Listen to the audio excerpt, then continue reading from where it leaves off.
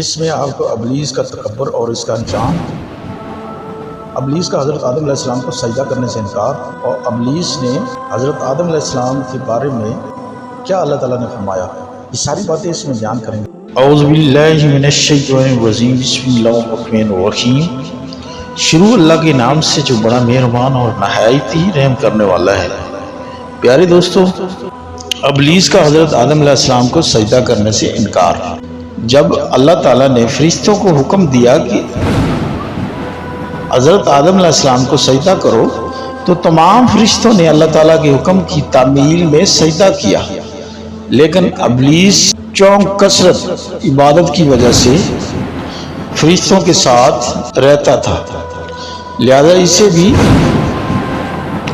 اسے بھی فرشتوں کے ساتھ حضرت آدم علیہ السلام کو سجدہ کرنے کا حکم دیا گیا۔ پیارے دوستوں، مگر ابلیس حضرت آدم علیہ السلام کی عزت اور فضیلت کو دیکھ کر حسد کرنے لگا اور تکبر کرنے لگا، انہیں سجدہ کرنے سے انکار کر دیا۔ اللہ تبارک تعالیٰ نے اس سے سجدہ کرنے کی وجہ پوچھی تو اس نے جواب دیا کہ میں آدم علیہ السلام سے بہتر ہوں۔ پیارے دوستو، یہ تھا شیطان کا غرور اور تکبر۔ پیارے دوستو، اللہ تعالیٰ قرآن پاک میں ارشاد فرماتے ہیں، اے ابلیس، تجھے سجدہ کرنے سے کس چیز نے روکا جبکہ میں نے تجھے حکم دیا تھا؟ اس ابلیس نے کہا کہ میں آدم علیہ السلام سے بہتر ہوں، آپ نے مجھے آگ سے پیدا کیا ہے اور اس کو مٹی سے پیدا کیا ہے۔ پس تمام فرشتوں نے سجدہ کیا سوائے ابلیس کے۔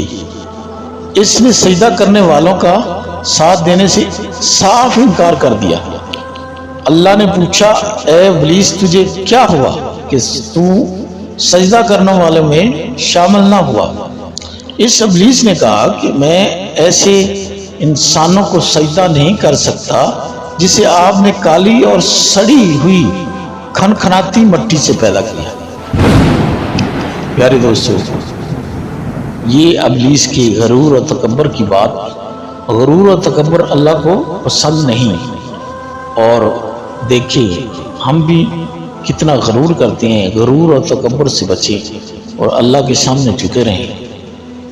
پیارے دوستو، اور رسول صلی اللہ علیہ وسلم نے فرمایا کہ فرشتے تو نور سے بنے ہیں اور جن آگ کے شعلے سے، اور حضرت آدم علیہ السلام چیکنی مٹی سے پیدا کیے گئے ہیں، جس کا تمہیں علم ہو چکا ہے۔ پیارے دوستو، ابلیس کا تکبر اور اس کا انجام، جب ابلیس نے اللہ تعالیٰ کی نافرمانی کرتے ہوئے حضرت آدم علیہ السلام کو سجدہ کرنے سے انکار کر دیا تو اللہ تبارک تعالیٰ نے اس کا مقام اور مرتبہ چھین لیا کہ قیامت تک کے لیے اسے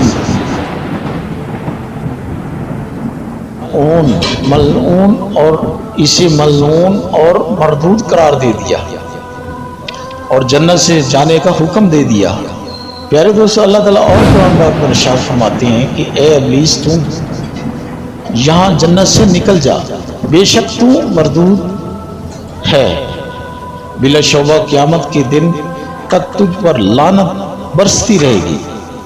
اللہ نے فرمایا کہ تم یہاں جنت سے اتر جاؤ، اس لیے کہ تجھے کوئی حق نہیں کہ تم یہاں جنت میں رہ کر تکبر کرے، لہذا تم نکل جا، بے شک تو ذلیلوں میں سے ہے۔ اور اللہ تعالیٰ نے فرمایا کہ یہاں سے ذلیل و خوار ہو کر نکل جا، لہذا ان انسانوں میں سے جو بھی تیرا کہنا مانے گا، میں ضرور تم سب سے جہنم کو بھر دوں گا۔ پیارے دوستو، حضور صلی اللہ علیہ وسلم کی پیاری حدیث، جب ابن آدم قرآن مجید میں سے سجدہ والی آیت تلاوت کرنے کے بعد سجدہ کرتا ہے تو شیطان ایک طرف ہو کر رونے لگتا ہے اور کہتا ہے کہ اے ہائے افسوس، ابن آدم کو سجدہ کرنے کا حکم ہوا تو اس نے سجدہ کر لیا، اس لیے اسے جنت ملے گی، مجھے سجدہ کرنے کا حکم ہوا تو میں نے انکار کیا۔ پیارے دوستو، ابلیس بولتا ہے